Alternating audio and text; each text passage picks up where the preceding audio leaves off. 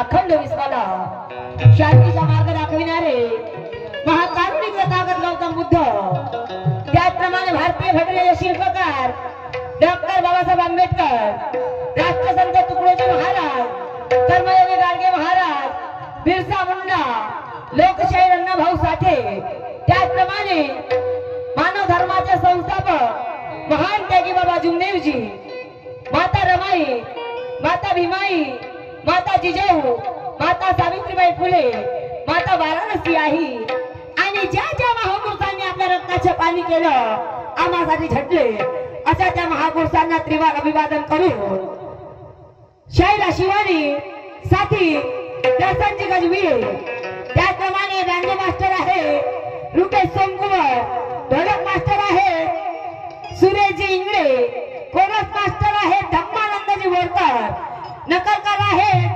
दलिरामजी रतनपुरे आणि डान्सर आहे वसंत आणि नंदू. मी माझ्या संपूर्ण पार्टी सहित या मंचावर उपस्थित झालेली आहे. तरी इथे उपस्थित असलेले सर्व माझे प्रेक्षक बांधव, माझ्या माई माऊल्या आणि आजच्या कार्यक्रमाचे सर्व आयोजक नियोजक, त्याचप्रमाणे आज मी ज्यांच्या सहाय्याने ज्यांच्या थ्रू इथे उपस्थित झालेली आहे, तसेच सन्माननीय डॉक्टर बोंद्रे साहेब यांचे सुद्धा मनापासून आभार मानते आणि सर्वांना नवीन वर्षाच्या हार्दिक शुभेच्छा देऊन मी माझ्या पुढच्या कार्यक्रमाला सुरुवात करते. जय हिंद, जय भारत, जय भीम, जय सेवा.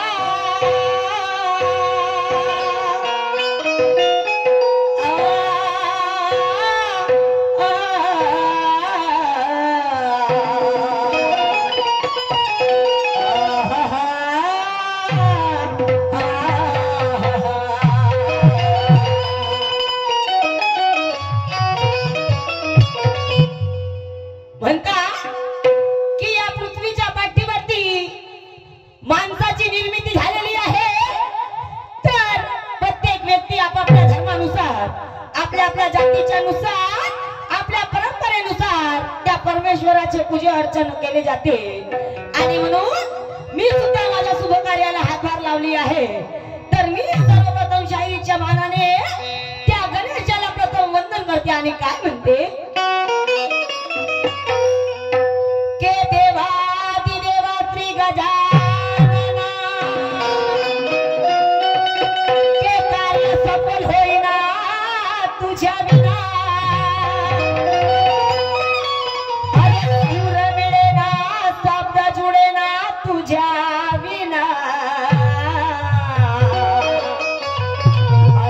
वृक्षाचा पान हलेना तुझ्या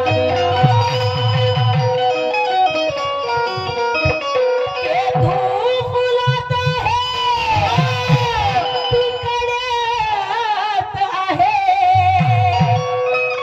त्या गंगा यमुनेच्या पवित्र जला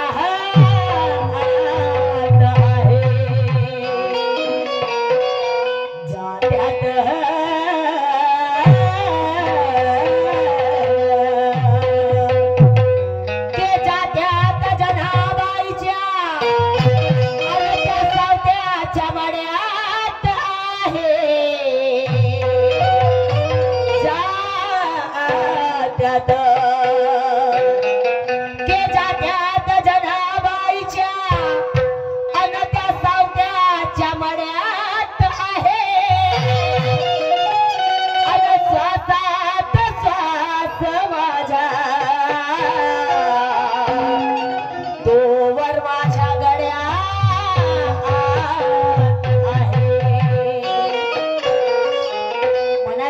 तर असं की देवा की देवा श्री गजानना, अरे कार्य सफल होईना तुझ्या विना, अरे सूर मिळेना शब्द जोडेना तुझ्या विना, आणि या वृक्षाचा पान हलेना तुझ्या विना. के तू फुलात आहे, तू गळ्यात आहे, अरे त्या गंगा यमुनेच्या पवित्र जलात आहे, अरे ज्याच्यात जनाबाईच्या सावताच्या मड्यात आहे, अरे श्वासात श्वास माझ्या तो माझ्या गळ्यात आहे, माझ्या गळ्यात आहे. आणि म्हणून त्या परमेश्वराला वंदन करण्यासाठी एक नवीन अल्बम आणि तोही सुप्रसिद्ध गायिका सुषमादेवी यांचं गाणं आहे.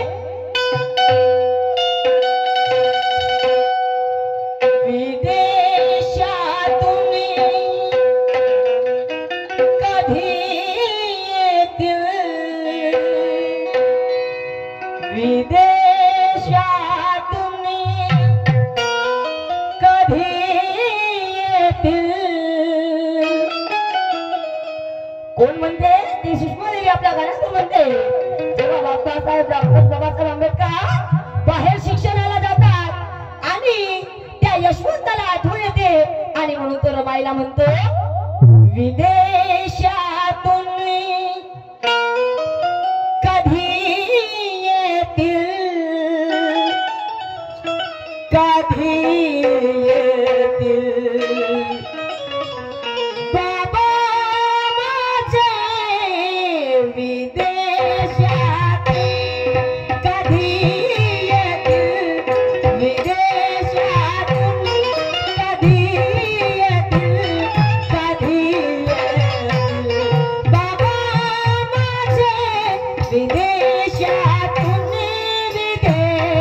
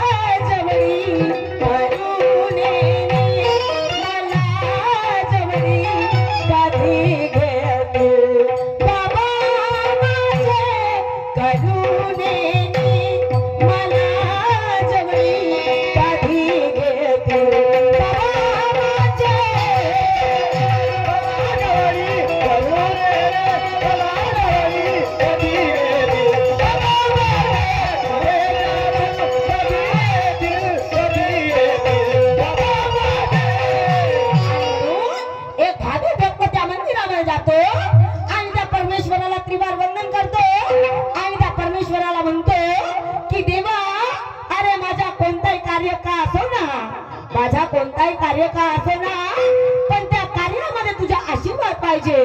कारण अरे मला कालही तुझी गरज होती, आजही मला तुझी गरज आहे आणि हमेशा नेहमी तुझी मला गरज राहणार. आणि म्हणून देवा तुझा आशीर्वाद जर माझ्या पाठीशी राहिला ना, तर माझं कोणताही काम असाध्य होणार नाही, माझं कोणताही काम असाध्य होणार नाही. आणि म्हणून तो परमेश्वराला काय म्हणतो, पूजने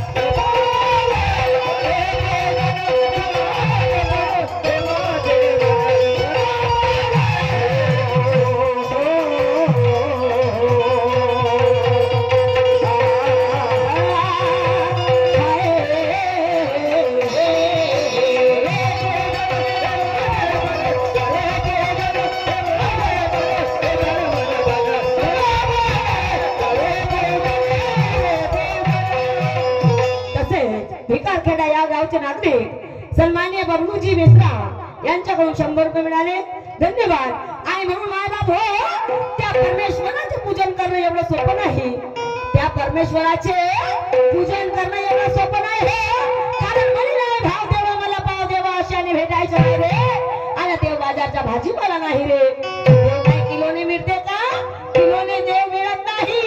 आणि म्हणून त्यासाठी माणसाला आपल्या मनाची एकाग्रता करावी लागेल, आपल्याला आपल्या मनाची एकाग्रता करावी लागेल।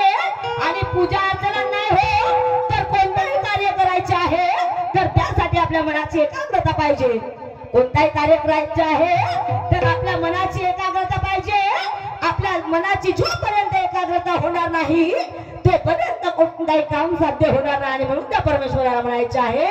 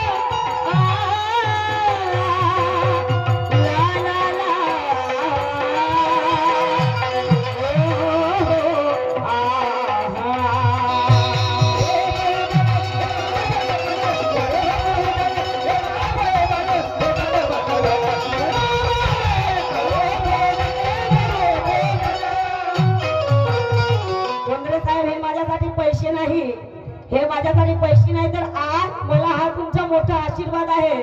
आणि आज ह्या म्हणजे मी इथं भिकारखेड्यामध्ये कार्यक्रमाला आले हेच नाही तर मला नेहमी आशा असते आणि अपेक्षा असते की माझ्या नजरेला तुम्ही वर्षातून एकदा तरी दिसावं, वर्षातून एकदा तरी माझी तुमच्याशी भेट व्हावी अशी माझी एकतरी इच्छा होते। आणि त्या असावी की आज मला तुमचे दर्शन झाले आणि तेही या क्षणी, आणि म्हणून त्या परमेश्वरा पुन्हा एकदा काय म्हणायचे आहे,